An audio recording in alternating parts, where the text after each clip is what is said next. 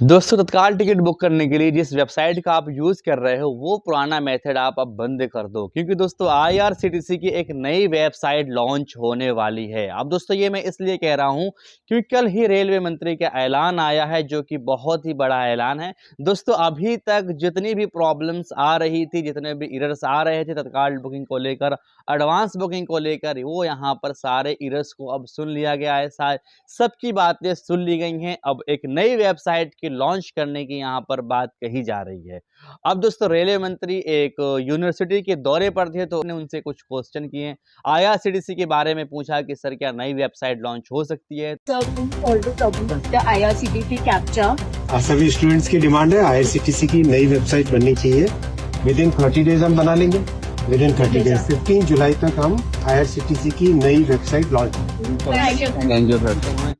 तत्काल प्रभाव से ये होता है पावर, और ये होता है पावर का सही इस्तेमाल। उन्होंने आईआरसीटीसी के जो भी सीईओ हो या जो भी मैनेजमेंट हो उनको फ़ोन किया और वहीं पर 2 मिनट के अंदर बात रख के ये ऐलान कर दिया कि हम 30 दिन के अंदर नई वेबसाइट को लॉन्च कर देंगे और 15 जुलाई को वेबसाइट लॉन्च हो जाएगी। पुरानी वेबसाइट से अच्छी वेबसाइट होगी, जो कि उस पर पूरे एआई बेस्ड तत्काल टिकट बुकिंग सिस्टम होगा, उस पे एआई सिक्योरिटी सिस्टम होगा, उस पे एंटी बॉट सिस्टम होगा। इलीगल तरीके से तत्काल सॉफ्टवेयर की बुकिंग इस वेबसाइट पर रुकेगी, क्योंकि जो वेबसाइट होगी वो पूरे तरीके से एआई बेस्ड वेबसाइट होगी। अब दोस्तों ये सारी जो प्रॉब्लम्स है तत्काल टिकट बुकिंग को लेकर, एडवांस टिकट बुकिंग को लेकर, वो सारी प्रॉब्लम यहाँ पर खत्म हो जाएंगी। अब दोस्तों ये वेबसाइट काम कैसे करेगी?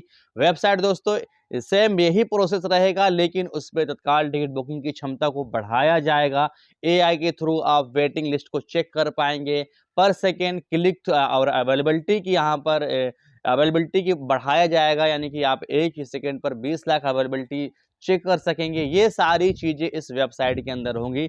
लेकिन दोस्तों बात ये है कि अगर आईआरसीटीसी को नई वेबसाइट बनाना इतना आसान है कि एक फ़ोन कॉल करने के बाद, एक अपील करने के बाद रेलवे मंत्री की एक कॉल से नई वेबसाइट बन सकती है, तो क्या ये जो करप्शन आईआरसीटीसी के अंदर इलीगल तरीके से सॉफ्टवेयर यूज़ करना है और इलीगल तरीके से तत्काल टिकट को बुक करना है, ये नहीं बंद हो सकता? जी हाँ, बिल्कुल बंद हो सकता है। और हमें उम्मीद भी है कि जो नई वेबसाइट आएगी उस पे ये सारी चीज़ें बंद होंगी और आम पब्लिक को तत्काल टिकट मिलना आसान हो जाएगा। अब दोस्तों आपको क्या लगता है कि जो नई वेबसाइट है वो हमारे काम की रहेगी? क्या हम यानी आम पब्लिक तत्काल टिकट बुक कर पाएगी? एंटी बॉट सिस्टम प्रॉपर तरीके से वर्क करेगा? इलीगल तरीके से तत्काल टिकट बुकिंग को बंद किया जा सकेगा? और जो एरर्स हैं, जो प्रॉब्लम्स है, हाई लोड का प्रॉब्लम, क्लाइंट आईपी का प्रॉब्लम, ये सब उस पे बंद होगा। हाँ, ये सब चीज़ें उसमें बंद होंगी, क्योंकि दोस्तों एआई बेस्ड तत्काल की बुकिंग जो है ना वो वहाँ पर लॉन्च की जाएगी नई वेबसाइट के साथ में। और आपको तो पता है कि आर्टिफिशियल इंटेलिजेंस का सिस्टम बहुत ही एडवांस होता है। अब दोस्तों आप अपनी राय को ज़रूर कमेंट करें और फिर मिलते हैं किसी नए टॉपिक में, नए वीडियो के साथ में।